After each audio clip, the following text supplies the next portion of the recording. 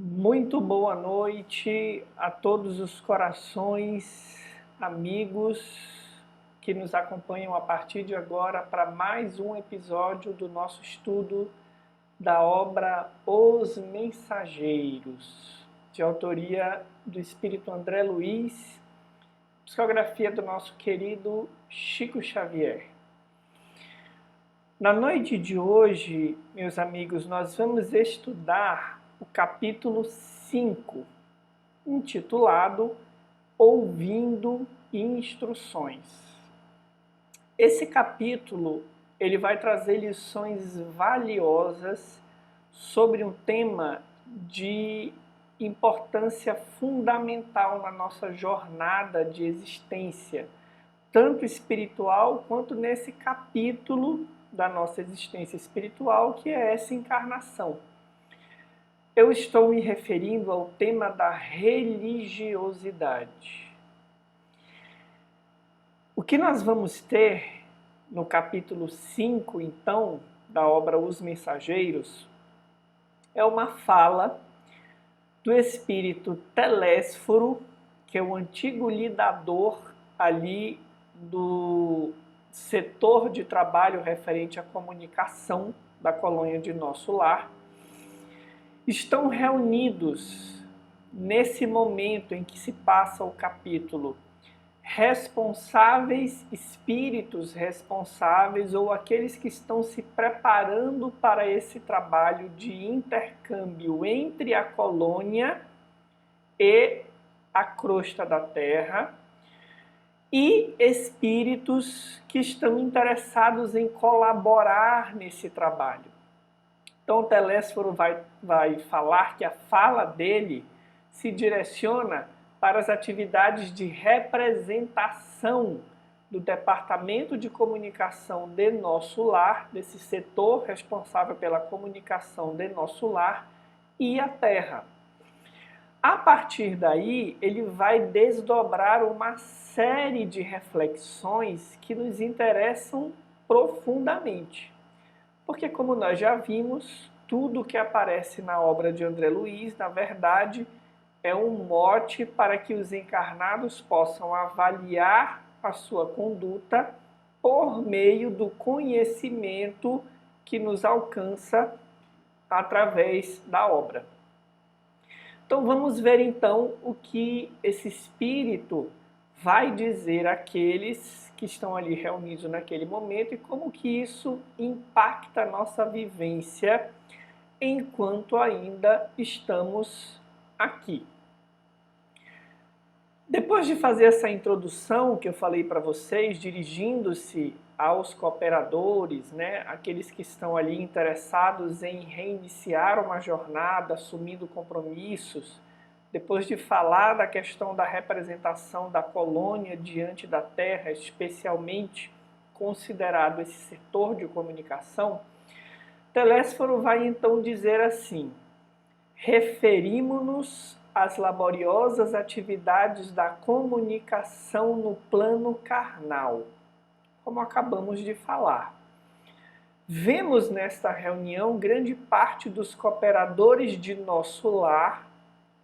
Aqui fica mais interessante, que faliram nas missões da mediunidade e da doutrinação, bem como outros muitos colegas que se preparam para provas dessa natureza nos círculos da crosta. Então vejamos, Telésforo está se referindo a um tipo de atividade específico.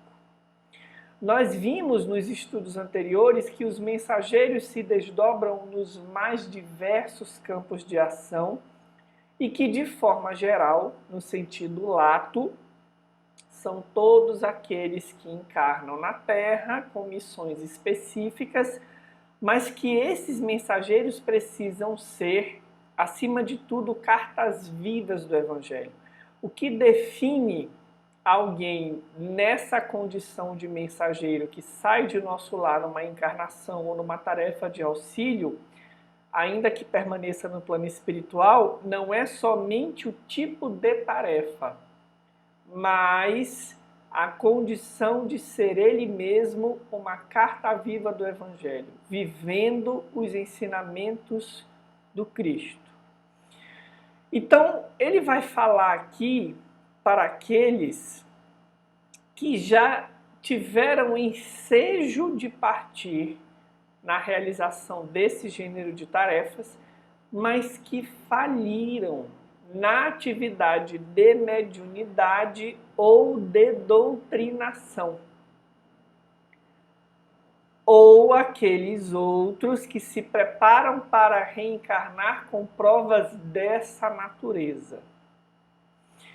Então vejam que é um público bastante específico. Então aqui eu já convido aqueles que nos assistem, que integram atividades desse gênero, de reuniões mediúnicas, ou de mediunidade não necessariamente ligada à reunião mediúnica, porque o exercício da mediunidade pode ser bem exercitado, né, bem praticado em tarefas de diversos gêneros, inclusive em todos os campos de trabalho de uma instituição espírita. Eu posso ser médium e evangelizador, eu posso ser médium e palestrante, eu posso ser médium e colaborar na atividade da aplicação de passes, de diálogo fraterno. Isso não está restrito especificamente a uma atividade de reunião mediúnica. Mas todos aqueles que estamos encarnados e que colaboramos em tarefas desse gênero da mediunidade ou da doutrinação, do esclarecimento, a gente já falou em estudos anteriores, né, que o termo naquela época era esse, mas hoje a gente usa esclarecimento, orientação. Todos aqueles que estamos matriculados nessas atividades já devemos nos colocar nessa posição. E se eu encarnei para exercitar alguma tarefa desse tipo, será se eu estou cumprindo com o que eu me comprometi? Será se eu estou sendo uma carta viva do Evangelho? Como eu estou lidando com as dificuldades naturais de alguém que pediu a oportunidade de colaborar no processo de iluminação de consciências? Iluminando a minha própria, primeiramente, claro. Então é a primeira reflexão que eu gostaria de sugerir, porque nós não podemos ler isso como algo distante, como uma informação apenas. Se Telésforo, aqui pela história de André Luiz, está se referindo àqueles que já faliram ou àqueles que vão colaborar, que se ofereceram para colaborar nesse gênero de tarefa, a gente pode ser os que faliram e voltamos, ou a gente pode ser os que pediram como primeira experiência a oportunidade de colaborar nessas atividades. Isso ajuda a gente a despertar o nosso olhar, a nossa atenção. Sigamos. Ele vai dizer mais à frente assim: é indispensável socorrer os que enfrentam corajosos as profundas transformações do planeta. Então, além do risco que a gente assume quando pede uma prova como essa, Telésforo vai dizer que é preciso muita coragem, porque esses espíritos encarnam num período de profundas transformações do planeta. As transições essenciais da existência na Terra encontram a maioria dos homens absolutamente distraídos das realidades eternas. A mente humana abre-se cada vez mais para o contato com as expressões invisíveis dentro das quais funciona e se movimenta. Isso é uma fatalidade evolutiva. Então, essa fala, ela é uma fala de localização de contexto. Vocês que vão reencarnar para exercitar tarefas desse gênero, ou que já faliram e vão recomeçar, vão precisar de muita coragem para socorrer aqueles que, igualmente corajosos, encarnaram num processo de profundas transformações do planeta. Qual é o contexto geral? A maioria dos encarnados está distraído das realidades eternas. Esse livro foi escrito em 45. Provavelmente, 45 se não me engano, provavelmente o contexto ainda é muito similar. Os encarnados vivem as suas vidas como se existisse apenas essa instância. Como se a gente vivesse para trabalhar, pagar contas, ter responsabilidades com a família, as obrigações para com o mundo, esquecidos de que isso tudo, na verdade, é apenas um pano de fundo para um progresso espiritual, para um compromisso com uma realidade de eternidade, de imortalidade. Então, a maioria de Telésforo está distraído. Apesar disso, principalmente a partir da chegada do Espiritismo e do avanço de outras religiões, a humanidade vem se abrindo para essas expressões invisíveis. Ao contrário do que se imaginava, ali no momento de abertura dessa fase que a gente chama de modernidade, o advento da ciência, da tecnologia, da razão, a supervalorização do intelecto, da inteligência, as religiões não perderam o seu lugar, porque se falava muito disso. A partir de agora, a ciência é o discurso dominante. Então, o que a gente vê hoje é que, mais do que nunca, as religiões têm um papel de destaque. A gente pode conversar, como vamos logo em seguida aqui, se elas estão cumprindo essa tarefa. Mas o homem tem necessidade de espiritualidade, de religiosidade. Ao contrário do que se falava, isso não ficou esquecido, isso não foi substituído. Os Espíritos nos dizem, lá no Evangelho segundo o Espiritismo, que a virtude do nosso tempo é a inteligência, mas nós falhamos quando esquecemos o lado moral. Então, o próprio esquecimento do lado moral gera um direcionamento inconsciente da humanidade para algo que vá além dessa realidade. Apesar de nós estarmos ainda muito apegados aos prazeres imediatos dessa realidade material. Então a gente vive um momento meio de paradoxo.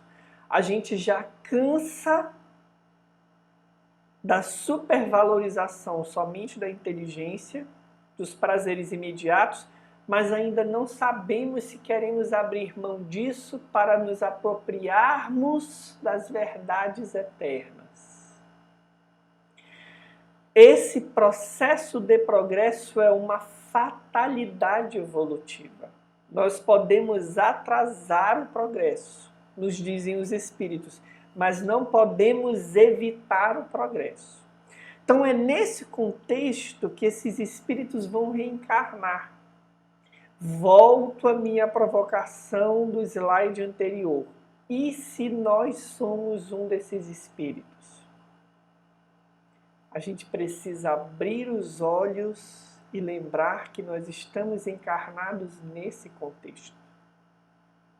E se não somos especificamente um desses espíritos que encarnaram com missões desse gênero, nós partimos de uma colônia espiritual com responsabilidades e precisamos levar em consideração esse contexto. Como eu estou vivendo? Estou ao sabor da vida material, esquecido de uma realidade outra, que é a primordial, e que o Espiritismo nos apresenta com o método da ciência, apesar de a ciência do mundo não reconhecer ainda, mas o Espiritismo usa o método da ciência para nos comprovar a existência dessa realidade? Ou nós já estamos conscientes disso, de que ela existe, de que eu tenho um papel a cumprir nesse contexto? Prossegue Telésforo. Ele vai começar a citar aqui um punhado de dificuldades que vão ser encontradas enquanto aqueles que vão partir para a realização dessas tarefas vão vivenciar. De que dificuldades ele está falando? Ele diz: não relacionamos apenas a ação da ignorância e da perversidade, porque tem aqueles que se colocam contra a religiosidade, o bem, o progresso, o esclarecimento da consciência humana, ou pela ignorância ou pela perversidade, porque ainda se comprazem no mal ou na ignorância. Mas não é só disso que se trata. Agem contraditoriamente nesse particular grande número de forças do próprio espiritualismo. Combatem-nos algumas escolas cristãs como se não colaborássemos com o Mestre Divino. Então vejam, existe a luta do espiritualismo contra o materialismo, e Kardec dirá no Livro dos Espíritos que a tarefa do espiritismo é combater o materialismo. Mas existe o que a gente poderia chamar do ditado popular de fogo amigo. Entre os espiritualistas há intrigas, há conflitos. Se estamos divididos enquanto espiritualistas, mais difícil será e mais tempo demorará para que a gente consiga fazer prevalecer na consciência humana a noção lúcida de uma espiritualidade, de uma realidade que está para além da nossa. Então, algumas escolas cristãs fazem oposição à tarefa do espiritismo. E aí ele vai falar 3 aspectos em que isso acontece. Então, a Igreja Romana classifica-nos a cooperação como diabólica. Para muitos irmãos católicos, o espiritismo é uma coisa diabólica. A Reforma Luterana, ou seja, os protestantes, em seus matizes variados, perseguem-nos a colaboração amistosa, se contrapõem ao esclarecimento que o espiritismo oferece. E há correntes espiritualistas de elevado teor educativo na sua diversidade, várias, que nos malsinam a influência por quererem o homem aperfeiçoado de um dia para o outro, rigorosamente redimido a golpe instantâneo da vontade sem realização metódica. Então, a Igreja Católica Romana e a Igreja Protestante, de forma geral, acusam o Espiritismo de serem coisa diabólica, de ser coisa diabólica, perseguem a colaboração do Espiritismo, e na verdade todos somos irmãos cristãos, estamos divergindo em dogma, como dirá Kardec lá na introdução do Evangelho segundo o Espiritismo, mas se focássemos no fundo moral do Evangelho de Jesus, veríamos que estamos em colaboração comum. E o espiritualismo de forma geral, porque o que é o espiritualismo de forma geral? Todos aqueles que acreditam que existe algo para além da matéria são espiritualistas. Explica Kardec na introdução do Livro dos Espíritos. O espiritualismo se define como aquela crença que considera a existência da alma para além da matéria, de uma realidade para além da matéria. Nesse sentido, os espiritualistas que se contrapõem ao espiritismo são aqueles que acreditam que o homem pode se redimir de um dia para o outro. Basta eu colocar-me sob o jugo da vontade que eu estarei redimido em uma vida apenas, por exemplo.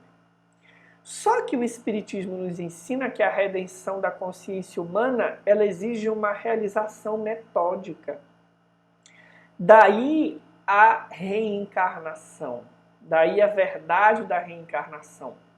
Mesmo que nós nos esforçássemos sobremaneira, ainda não atingiríamos o patamar do modelo, que é Jesus. Mesmo que nos esforçássemos grandemente, uma vida de 80, 70 anos é pouco para atingirmos as potencialidades que o próprio Cristo disse que nos estão reservadas. Então, o que diferencia o Espiritismo é, acima de tudo, essa noção de uma necessidade de realização paulatina, constante, metódica, que precisa de mais de uma encarnação. Então, se a gente desencarna, morre, e não está 100% pronto, como é que a gente pode ir para um céu ou para um inferno eterno? Isso não condiz com o amor e com a sabedoria de Deus. Então, diz Kardec, sem que a gente precise ir e voltar agora, porque os espíritos já voltaram para nos dizer isso, mas sem que eu, no meu estado de consciência, precise ir lá e voltar, a própria lógica me diz que não pode ser de outra forma. E esse é o aspecto consolador do Espiritismo. Mas ele prossegue explicando. A postura ideal não é que a gente adote uma posição de antagonismo, então. Telésforo vai lembrar aos que o ouvem, que vão lidar com esse gênero de antagonismo, de dificuldades, que toda expressão religiosa é sagrada. Nós nunca podemos esquecer isso. Todos nós somos cristãos. E mesmo as religiões não cristãs falam em nome do Cristo. O Espiritismo nos ensina isso. Porque a figura de Jesus não se filia a uma escola religiosa. Jesus é o governador espiritual da terra, portador das verdades universais que conduzirão o homem à sua redenção. O homem enquanto espírito imortal encarnado temporariamente no planeta Terra. Então, mesmo que não seja sob a denominação cristã, as diversas religiões não cristãs são sagradas na sua expressão de movimento superior de educação espiritual. Quando não deturpam esse aspecto, todas elas falam em nome de Deus, da qual Jesus é uma expressão da lei na sua vivência. Então, toda expressão religiosa é sagrada. Todo movimento superior de educação espiritual é santo em si mesmo. O que deturpa a religião, a mensagem na sua originalidade, é o interesse, o egoísmo, a vaidade, o orgulho do homem. Mas a religião, nas suas diferentes expressões, tem sempre uma origem sagrada. E o Espiritismo nos ensina a respeitar e a admirar, a reconhecer as religiões como partes de uma mensagem única, que atingem as culturas na sua singularidade, mas que convergem para o mesmo fim. Isso é maravilhoso, porque nos dá uma visão de fraternidade, de humanidade unida, apesar das suas singularidades. Ele prossegue dizendo que temos então diante de nós a incompreensão dos bons, que constitui dolorosa prova para todos os trabalhadores sinceros. Então ele está dizendo para aqueles que vão reencarnar que eles vão encontrar provas desse gênero, a incompreensão dos bons. Porque, afinal, não estamos fazendo obra individual, e sim promovendo o movimento libertador da consciência humana a favor da própria ideia religiosa do mundo. Então, nós não estamos encarnados no gênero de tarefa que assumimos, ou na posição de Telésforo, como quem dissesse, vocês não vão reencarnar para salvar o mundo individualmente considerados, como indivíduos ou como escola religiosa espiritista. Nós estamos numa obra comum. E o interesse da obra do espiritualismo é libertar a consciência humana do jugo imediatista, do interesse materialista, ainda quando revestido de uma capa religiosa. É preciso libertar a própria religiosidade do materialismo com o qual ela se contaminou temporariamente. É a ideia religiosa do mundo, a libertação da consciência, que é a tarefa que está reservada aos espiritualistas. Então não deve nos estranhar que muitas coisas nesse momento venham à tona da parte de todas as religiões. Ocorrências, acontecimentos tristes, porque mancham, deturpam a ideia religiosa na sua originalidade. Repito, advindas de todas as religiões, como se Deus quisesse nos fazer enxergar aquilo que precisa ser combatido, que não é a denominação religiosa, mas a deturpação da ideia religiosa na sua originalidade, filiada à lei de Deus, ao bem, ao amor ao próximo. Porque deturpação em todas as religiões, interesse, vaidade, orgulho, em todas as religiões vai haver. Então, aqueles que vão reencarnar estão numa obra coletiva e precisam dar o seu testemunho, independente da religião em que encarnem. Por fim, Telésforo vai dizer, por fim do estudo de hoje, né? Esse capítulo está dividido em duas partes. Nós vamos agora finalizar a parte 1. Então, Telésforo vai dizer, para a gente encerrar o nosso estudo dessa parte 1, o seguinte: sacerdotes e intérpretes dos núcleos organizados da religião e da filosofia não percebem ainda que o espírito da revelação é progressivo, como a alma do homem.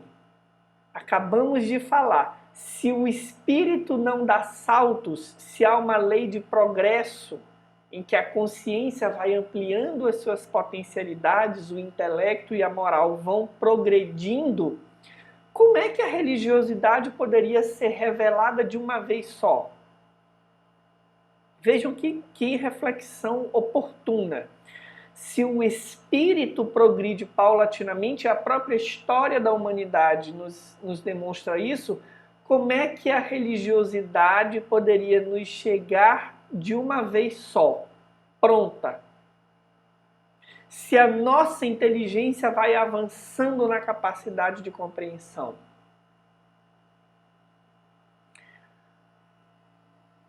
As concepções religiosas se elevam com a mente da criatura. Vejam só, muitas igrejas não compreendem, por enquanto, que não devemos espalhar a crença nos tormentos eternos para os desventurados, e sim a certeza de que há homens infernais criando infernos para si mesmos.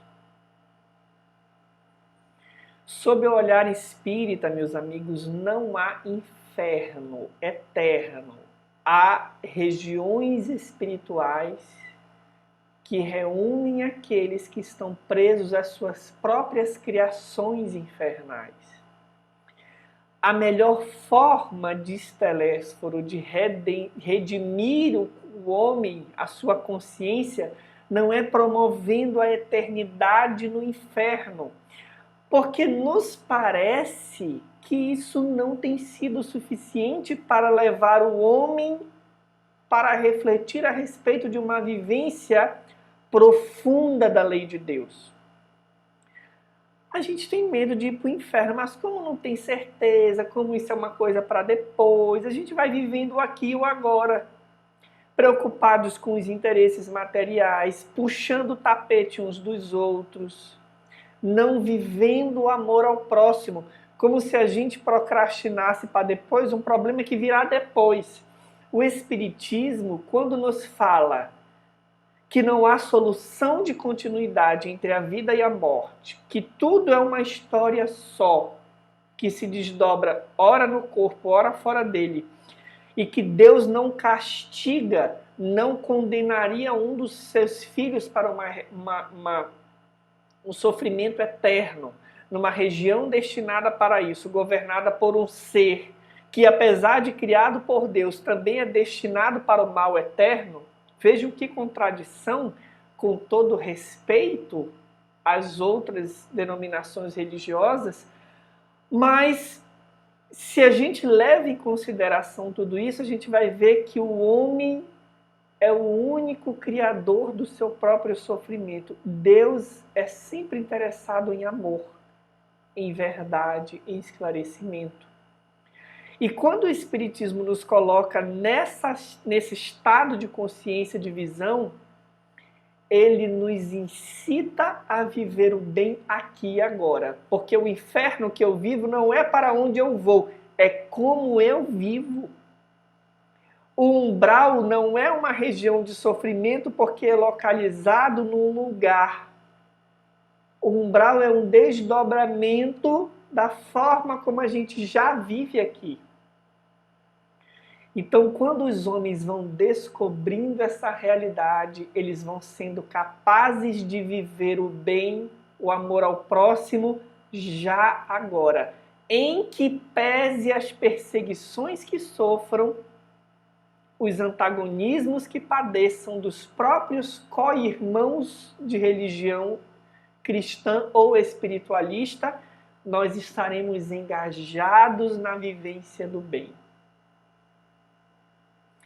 Então a gente vai dar uma pausa aqui no capítulo 5, essa é a parte 1, a gente vai retomar esse contexto quando formos à parte 2. No próximo sábado a gente tem a nossa live, deixem aí as perguntas e respostas dos capítulos que estudamos nesse mês de março, os comentários, e a gente se encontra então para fazermos a nossa conversa ao vivo ali, né? A nossa conversa, a nossa live de interação. O estudo é sempre pronto para que possamos estar juntos, mas na live a gente traz as perguntas e respostas e estaremos ali numa conversa mais intimista, mais instantânea, digamos assim. Então aguardo vocês no próximo sábado. Fiquemos aqui com as reflexões que Telésforo nos traz na parte 1 desse estudo do capítulo 5, ouvindo instruções. Uma boa semana para todos, fiquemos com Deus e até o próximo sábado.